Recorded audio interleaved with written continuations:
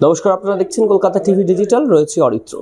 Ukraine এর তরফ থেকে রাশিয়ার প্রেসিডেন্টের বাড়িতে হামলা করা হয়েছে। এই খবর তপ্ত, আর এই নিয়ে ডোনাল্ড ট্রাম্প প্রচণ্ড বিরক্ত হয়েছেন। এবার রাশিয়ার তরফ থেকেও কিন্তু তাদের যে বক্তব্য, সেই বক্তব্য সামনে আনা হয়েছে। কী সেই বক্তব্য জানতে হলে গোটা ভিডিও আপনাদেরকে দেখতে হবে। ইউক্রেনের বিরুদ্ধে প্রেসিডেন্ট ভ্লাদিমির পুতিন, অর্থাৎ রাশিয়ার প্রেসিডেন্ট ভ্লাদিমির পুতিনের বাসভবন হামলার অভিযোগ করেছে রাশিয়া। সোমবার রাশিয়ার পররাষ্ট্রমন্ত্রী সের্গেই ল্যাভরভ বলছেন, ইউক্রেনের নভগেরোদ অঞ্চলে প্রেসিডেন্ট ভ্লাদিমির পুতিনের বাসভবনে হামলার চেষ্টা করেছিল, তাই মস্কো এখন আলোচনার বিষয়ে নিজ অবস্থানে পর্যালোচনা করবে।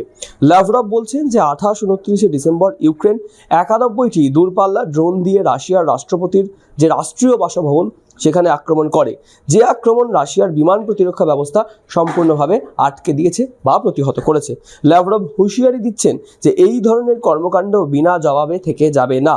এটিকে সন্ত্রাসবাদী কাজ বলেও অভিহিত করেছেন।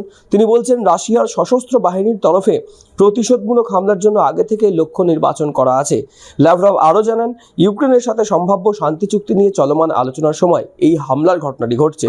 রাশিয়া এখন আলোচনা থেকে তো সরে আসবে না, তবে মস্কো নিজ পর্যায়ে অবস্থান আলোচনা করবে। ইউক্রেনের রাষ্ট্রপতি ভ্লাদিমির জেলেনস্কি এই অভিযোগকে মিথ্যা বলে উড়িয়ে দিয়েছেন। তিনি বলছেন যে মস্কো কিয়েভের সরকারি ভবনগুলিতে হামলার জন্য স্থল প্রস্তুত করছিল। তিনি আরও বলছেন যে রাশিয়ার দাবি শান্তি আলোচনাকে দুর্বল করার এটি একটি প্রচেষ্টা। রাষ্ট্রপতি পুতিন সেই সময় তার বাসভবনে ছিলেন কিনা তাও স্পষ্ট নয়। রাশিয়া এবং ইউক্রেনের মধ্যে যুদ্ধ শুরু হয় 2022 সালের ফেব্রুয়ারিতে, যখন রাশিয়ার রাষ্ট্রপতি পুতিন ইউক্রেনে একটি বড় আক্রমণের ঘোষণা করেন এবং রাশিয়ার বিভিন্ন দিক থেকে ইউক্রেনে প্রবেশও করে।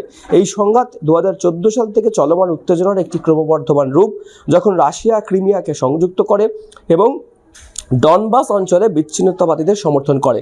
2022 সালে আক্রমণ দ্বিতীয় বিশ্বযুদ্ধের পর থেকে ইউরোপের বৃহত্তম যুদ্ধে পরিণত হয় এবং সেখানে লক্ষ লক্ষ লোক বাস্তুচ্যুত হয়, হাজার হাজার মানুষ নিহত হয় এবং রাশিয়া ইউক্রেনের একটা বিরাট অংশ দখল করে। 2025 সালের ডিসেম্বর পর্যন্ত যুদ্ধ অব্যাহত রয়েছে। রাশিয়া ইউক্রেনের প্রায় 20% ভূখণ্ডের নিয়ন্ত্রণও ধরে রেখেছে। উভয় পক্ষই ব্যাপক ক্ষতির সম্মুখীন হয়েছে এবং শান্তি আলোচনা চলছে। এখনও কোনো চূড়ান্ত চুক্তিতে কিন্তু পৌঁছানো যায়নি ইউক্রেন এবং রাশিয়ার যুদ্ধ থামানোর ক্ষেত্রে।